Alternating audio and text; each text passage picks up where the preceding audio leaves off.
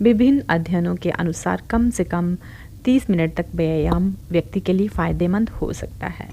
एक व्यक्ति फिट रहने के लिए साइकिल चलाना, तैराकी, योग, जिम, पैदल चलना, टहलना, पार्कों जैसी गतिविधियां भी करनी चाहिए। इसके अलावा तो वो एरोबिक्स और पिलेट्स भी कर सकते हैं। अगर आपको व्यायाम करते समय बहुत ज़्यादा दर्द का अनुभव होता है तो अपने डॉक्टर से सलाह लें। इसके अलावा विभिन्न अध्ययनों ने साबित कर दिया है कि सुबह 7 बजे के आसपास वर्कआउट करना सेहत के लिए अच्छा होता है। आप दिन भर एक्टिव और फिट रहेंगे। इससे रात में आपको अच्छी नींद भी आती है।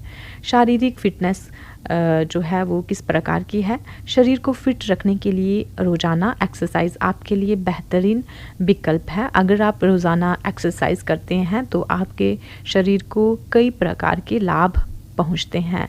उम्र बढ़ने के साथ ही शरीर में कई बीमारियों का जोखिम बढ़ जाता है। अगर आप फिज़िकली एक्टिव रहते हैं और एक्सरसाइज रोज़ाना करते हैं तो दी गई बीमारियों के जोखिम को कम कर सकते हैं, जैसे कि टाइप 2 डायबिटीज़ का खतरा कम होता है, कैंसर का जोखिम भी कम होता है, ब्लड प्रेशर जो है वो कंट्रोल रहेगा, हार्ट अटैक का जोखिम भी कम होगा, वज़न नहीं बढ़ेगा और ब्लड में कोलेस्ट्रॉल लेवल मेंटेन रहेगा, मसल्स मजबूत रहेंगे और ऑस्टियोपोरोसिस का खतरा कम होगा।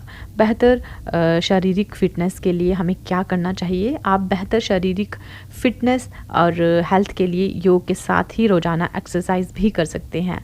आपको बैलेंस डाइट पर भी ध्यान देना चाहिए। अच्छे शारीरिक स्वास्थ्य के लिए पौष्टिक आहार लेना भी बहुत ज़रूरी है। अगर आप काम ज़्यादा करेंगे और खान पान पर ध्यान नहीं देंगे तो आपके बीमार होने का खतरा बढ़ जाएगा। साथ ही शरीर में कमजोरी भी आ सकती है। बेहतर होगा कि सभी चीज़ों में बैलेंस बनाकर चले। आप एज के अकॉर्डिंग डाइट प्लान कर सकते हैं। वहीं जिन लोगों को किसी प्रकार की बीमारी है उन्हें डॉक्टर की सलाह से डाइट में परिवर्तन करना चाहिए।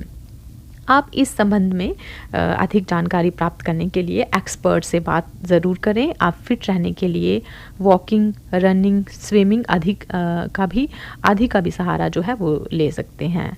और हेल्थ और फिटनेस में आपके लिए एक और सूचना है। आपको सबसे पहले न्यूट्रिशन के साथ ही एक्सरसाइज या वर्कआउट का प्लान बनाना चाहिए। ऐसा करने में आपको दिन भर के शेड्यूल के बारे में जानकारी रहेगी।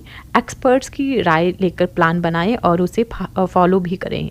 हेल्थ और फिटनेस के लिए आपको रोज़ाना कम खाने की ज़रूरत बिल्कुल नहीं है। कम खाने से आपका शरीर जो है कमज़ोर हो जाएगा। आपको डाइट में सभी तरह के मिनरल्स और विटामिन्स को शामिल करना चाहिए। अगर आप किसी दिन एक्सरसाइज करना भूल जाते हैं तो अगले दिन ज़्यादा एक्सरसाइज करने की कोशिश ना करें।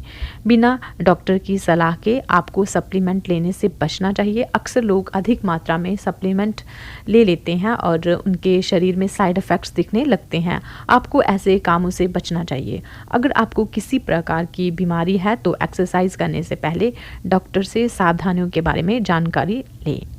वॉकिंग करना किसी भी व्यक्ति के लिए अच्छा व्यायाम हो सकता है। रोज़ाना वॉकिंग कई बीमारियों से लड़ने में मदद कर सकती है। अगर आप रोज़ाना कुछ घंटे वॉक करते हैं तो हार्ट हेल्दी रहेगा और शरीर भी एक्टिव रहेगा। जिन लोगों का वजन तेज़ी से बढ़ रहा है उनके लिए वॉक फ़ायदेमंद हो सकती है।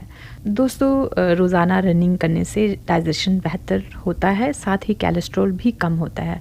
अगर आपको किसी प्रकार की टेंशन रहती है तो आपके लिए रनिंग बहुत ही बेहतरीन एक्सरसाइज है। ऐसा करने से आप टेंशन फ्री भी रहेंगे और साथ ही आपके मानसिक स्वास्थ्य पर भी सकारात्मक असर पड़ेगा। आप रनिंग का ड्यूरेशन जो है वो एक साथ नहीं बल्कि धीमे धीमे बढ़ाएं। और अगर आपको स्विमिंग आती है तो हेल्थ एंड फिटनेस के लिए ये प्लस पॉइंट है।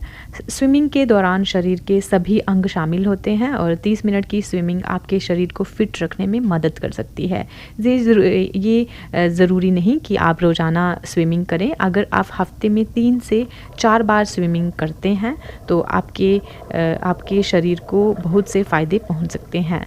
बेहतर सर्कुलेशन के लिए, कैलोरी बर्न करने के लिए, मसल्स को मजबूत करने में स्विमिंग बहुत ज़्यादा फ़ायदा पहुंचा सकती है। अगर आपको स्विमिंग नहीं आती है और आप इसकी शुरुआत करना चाहते हैं तो बेहतर होगा आप एक्सपर्ट्स की देखभाल में स्विमिंग करें और मेडिटेशन से मन को करें शांत। जिस तरह से वॉकिंग, रनिंग, स्विमिंग शरीर को लाभ पहुंचाने का काम करते हैं, ठीक वैसे ही ध्यान लगाना हेल्थ के लिए बहुत ज़्यादा फ़ायदेमंद होता है। ध्यान लगाना यानी मेडिटेशन एक प्रोसेस है जिससे शांत माहौल की ख़ास तौर पर ज़रूरत पड़ती है।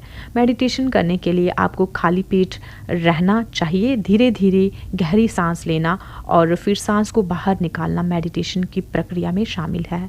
अगर आपको किसी भी चीज़ में फ़ोकस करने में दिक्कत आती है तो आपके लिए मेडिटेशन लाभकारी साबित हो सकता है। जो लोग रोज़ाना मेडिटेशन करते हैं उन्हें स्ट्रेस से भी राहत मिलती है और साथ ही ध्यान लगाने में अवसाद या डिप्रेशन से भी निजात मिल सकती है। ब्लड प्रेशर में सुधार, दिल की अच्छी सेहत, नींद में सुधार आदि मेडिटेशन के लाभ शामिल है। तो दोस्तों आज के लिए बस इतना ही।